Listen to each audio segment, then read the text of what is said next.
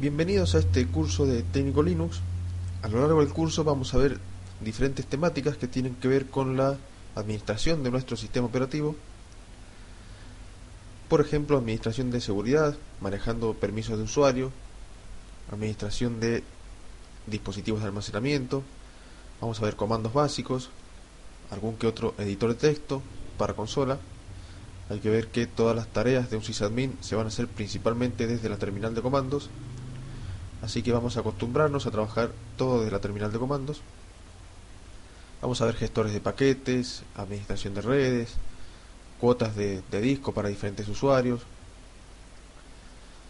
administración de diferentes dispositivos de almacenamiento y su organización, por ejemplo, en el RAID o volúmenes lógicos, planificación de tareas o programación de tareas, algunas herramientas de virtualización que nos van a servir para montar en un mismo servidor físico varios servicios virtuales en máquinas totalmente separadas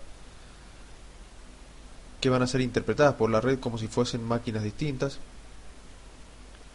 Vamos a ver algunas tecnologías de autenticación remota como LDAP, tecnologías de sistemas de archivos remotos para acceder desde un equipo a archivos de otro equipo, como ser por ejemplo NFS o Samba o FTP,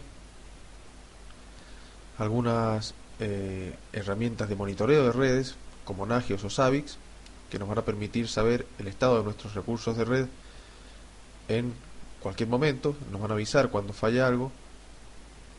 Vamos a ver también servicios web, servicios de correo electrónico, cómo configuramos un servicio de correo electrónico y algunas nociones de seguridad de la mano de firewalls como iptables. En esta primera clase vamos a hablar sobre algunos conceptos básicos que nos van a servir para entender cómo funciona el sistema operativo GNU Linux, y con esto aprovechar para entender el resto de la temática del curso. ¿Qué es un sistema operativo? Un sistema operativo es un conjunto de programas o herramientas destinadas a administrar eficientemente los recursos de nuestro ordenador. Por lo general es un sistema complejo, es voluminoso, es un programa grande, un conjunto de programas grandes que administran los recursos, y cuando hablamos de recursos nos referimos a sistemas de archivos, de discos, memorias, tiempo de procesamiento, dispositivos de entrada-salida. El sistema operativo hace de interfaz entre el usuario, o sea nosotros, y el hardware de la computadora, para que nosotros no tengamos que acceder al hardware directamente. Hay que tener en cuenta también que el hardware trabaja directamente en valores binarios, en ceros y unos, que son tensiones o no tensión, y esa abstracción la lleva a cabo el sistema operativo a través del kernel, de modo que nosotros interactuamos con el sistema operativo y es el sistema operativo el que interactúa directamente con el hardware en lenguaje de máquina. Los bits los maneja directamente el sistema operativo y nosotros interactuamos en lenguaje de alto nivel con nuestro sistema operativo. ¿Cómo se clasifican los sistemas operativos? Tenemos sistemas operativos según administración de tareas, pueden ser monotarea o multitarea. Un sistema monotarea es aquel que ejecuta un solo programa a la vez, y para correr el segundo programa yo debo terminar la ejecución del primero. En cambio, en un sistema multitarea yo puedo correr varios programas simultáneamente, que es lo que nos permite hacer cualquier sistema operativo en la actualidad.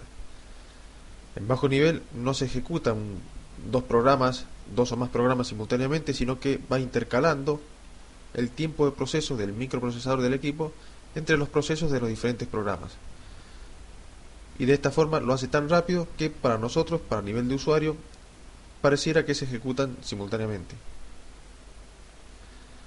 Según la administración de usuarios, el sistema operativo puede ser monousuario o multiusuario. Cuando hablamos de monousuario estamos hablando de un sistema que solo puede tener un usuario logueado trabajando simultáneamente.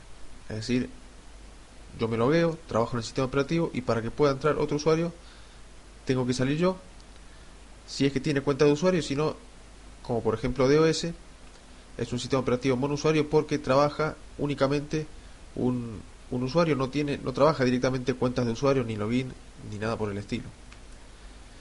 En cambio, un sistema multiusuario es aquel que permite ejecutar sesiones de diferentes usuarios simultáneamente en el equipo. Yo podría estar trabajando con varios usuarios simultáneamente en mi sistema Linux porque es un sistema multiusuario. Luego, respecto de la administración de recursos, puedo tener un sistema operativo centralizado o distribuido. Con recursos, reitero que nos referimos a tiempo de procesamiento, periféricos o memoria. Cuando hablamos de un sistema operativo centralizado, significa que va a permitir usar los recursos de una sola computadora, es decir, el sistema operativo trabaja con los recursos de hardware que tiene esa propia computadora, mientras que un sistema distribuido va a trabajar con los recursos de varias computadoras simultáneamente.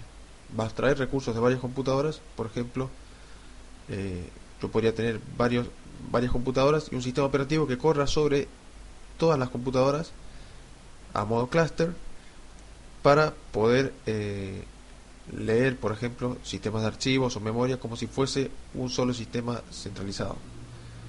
Yo voy a ver en el sistema operativo un solo hardware, sin embargo, en bajo nivel va a estar administrando en forma distribuida todo este sistema. Y según la organización interna, lo que tiene que ver con el kernel, tenemos básicamente tres tipos, que son kernel monolítico, que es aquel que abstrae todo el hardware del sistema de la computadora en un solo kernel, es decir, todos los módulos del hardware, lo que tenga que ver con memoria, con procesamiento, todo va a ser abstraído en el kernel. Y este es el caso, por ejemplo, de los Unix o de nuestro Linux.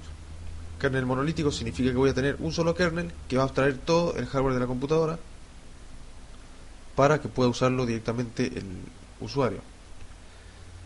El kernel de Linux, además de ser monolítico, posee una serie de módulos, de modo que yo puedo cargar o descargar diferentes módulos para según las utilidades que yo vaya teniendo. No hace falta que yo cargue todos los módulos de entrada cuando corro el equipo si en realidad no voy a utilizarlos.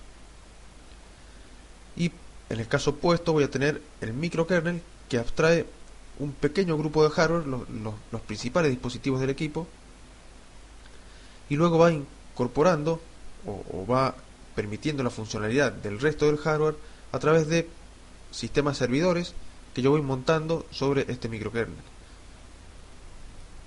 Es decir, voy a tener un microkernel que no va a extraer todo el hardware de la computadora y después, de acuerdo a los dispositivos que yo tenga en mi equipo, voy a ir montando sistemas servidores que van a acceder a esos dispositivos. Por ejemplo, un sistema de sonido, un sistema de video, podrían ser todos los sistemas servidores que yo monte sobre mi microkernel.